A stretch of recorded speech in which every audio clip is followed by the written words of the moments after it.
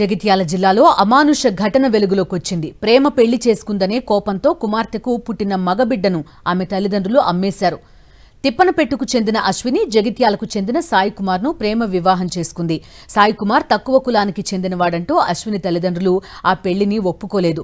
తర్వాత ఓ రోజు 5 నెలల గర్భవతిగా ఉన్న అశ్వినిని శ్రీమంతం చేస్తామని తీసుకెళ్లిన ఆమె తల్లిదండ్రులు మహారాష్ట్రలో ప్రభుత్వ ఆసుపత్రిలో డెలివరీ చేయించి పుట్టిన మగబిడ్డను 50,000కు అమ్మేశారు. ఆ తర్వాత సాయి కుమార్ దగ్గరకు వచ్చిన అశ్విని తమ బిడ్డ తమకు కావాలని జగిత్యాల రూరల్ పోలీస్ స్టేషన్ను ఆశ్రయించారు.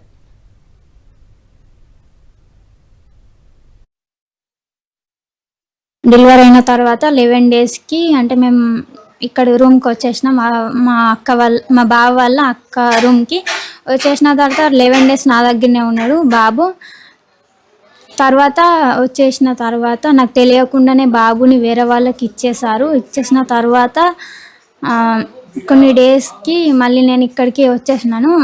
వచ్చేసి ఇట్లా బాబుని ఇట్లా వేసిరు అవన్నీ ప్రూఫ్స్తోని తీసుకొచ్చిన తర్వాత ఇట్లా అయింది అని మా హస్బెండ్కి చెప్పి పోలీస్ స్టేషన్లో కంప్లీట్ చేస్తే నాకు న్యాయం కావాలి సార్ అని చెప్పేస్తే చేస్తా అని ఉమా సార్ చెప్పారు.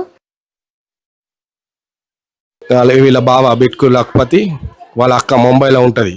అక్కడ ముంబై తీసుకెళ్ళి ముంబై సివిల్లో మా భార్యను డెలివరీ చేసారు.